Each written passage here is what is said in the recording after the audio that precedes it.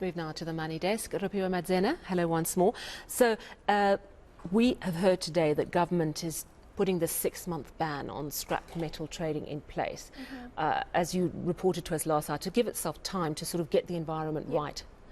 But I would imagine there's quite a response from the industry. No, absolutely, Sally, and it's not a great one because it does contribute to people's livelihoods, the legitimate one, of course. And we're talking about government saying that it's doing everything to curb cable and copper theft. Now, billions, it says, have been lost due to the constant theft and vandalism of key infrastructure. The export of scrap metal will be banned for the next 6 months while government regulates the sector. Trade expert Donald MacKay says the banning of scrap metal exports will not reduce a criminal activity. He joins me now to discuss this further. Thank you very much for your time this evening. So government saying that it's one of the ways that we're going to see a reduction in theft and vandalism of key infrastructure. But you're saying no, Donald. Yeah, so it's not entirely clear how the ban is going to actually have an effect. So if we look, for example, at copper, which is probably the one that we're most concerned about, there actually is not a whole lot of copper scrap that is exported. Now, this is not to say that the metal is not stolen or it's not smuggled out of the country, but the ban at the moment wouldn't appear to address the theft problem. And the ban is quite heavily focused on copper, which I guess it should be. No, absolutely. And of course, they're saying that they're giving themselves 6 months, the ban, to come up with a more sustainable solution to the issues. What would these practical solutions look like, Donald? So they say 6 months. If the problem hasn't gone away, they will extend it for a longer period. They're proposing to do things like banning the sale of scrap metal for cash, which I think is a very good idea. They're going to be putting on a permit requirement when you wish to import a tabletop furnace that you can melt the copper down in. So I think all of these things are very good. But I'm not sure we get to the nub of the problem, which is the minute the copper has been stolen, for example, and is melted down, in its melted down format, there isn't a constraint, and we've seen a huge drop in the exports of scrap copper metal, but a huge increase in the exports of the melted down copper. So it's entirely possible that when it's melted down, it's exported that way, and that ironically is not covered by the ban. Yeah, and I mean, this is going to be very important to consider because while we have a legitimate market that operates legally, the illicit market is quite a big one as well. And the regulatory framework is going to have to take that into consideration, but also that it's going to be very difficult to root out.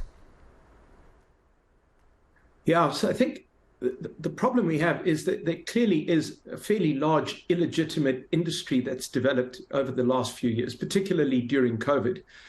And we don't appear to really have a grip on the policing side of this. So we're attempting, it would appear, to introduce a trade measure in the hope that restricting the trade will also solve the theft problem.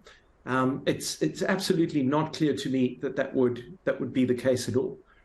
But I guess we'll have to see what the Minister of Police and how that department implements a lot of the rules that are being proposed. I mean, it was a joint press briefing given alongside the Minister of Police, indeed, like you say. So in the 6 months that we see this ban, Donald, I shudder to think what happens to the livelihoods that depend on the export of these metals. What do you think will be happening in the interim to the industry while we wait for government to come up with more sustainable solutions? Yes, I think the people that are going to be hardest hit are the waste pickers, the guys that you see with the big trolleys, who are earning their living collecting the metal. They are probably the ones that are going to be hardest hit. And it's absolutely not clear how they're going to be taken care of.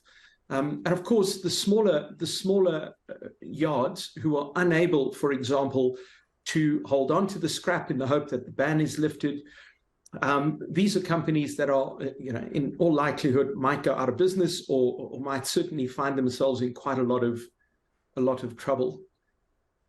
Yeah. Yeah, no, absolutely. And then just finally, so we're going to see the livelihoods of waste pickers affected and the smaller businesses in the industry. And I just want to get a sense from you then, do you think that 6 months is enough to come up with such a regulatory or rigorous framework from government, or we probably will see that other extension that you alluded to a little bit earlier? Yeah, I really hope the extension doesn't happen. And in fact, even the 6 months is quite frightening. It's not clear to me why we need to ban the trade in scrap, for example, in order to fix the crime problem. So, for example, the industry has been saying for many years that we need to ban the sale of scrap metal for cash. It's not clear to me why we have to ban the exports in order to stop, for example, the sale of scrap metal for cash. So there are lots of issues that could be dealt with without the very heavy hand of a ban. And I'm not sure that the consequences of the ban have been adequately understood. Thank you very much for those insights. Donald MacKay, trade expert, joining us this evening to speak about the 6-month ban that has been imposed by government and really just the implications thereof. So the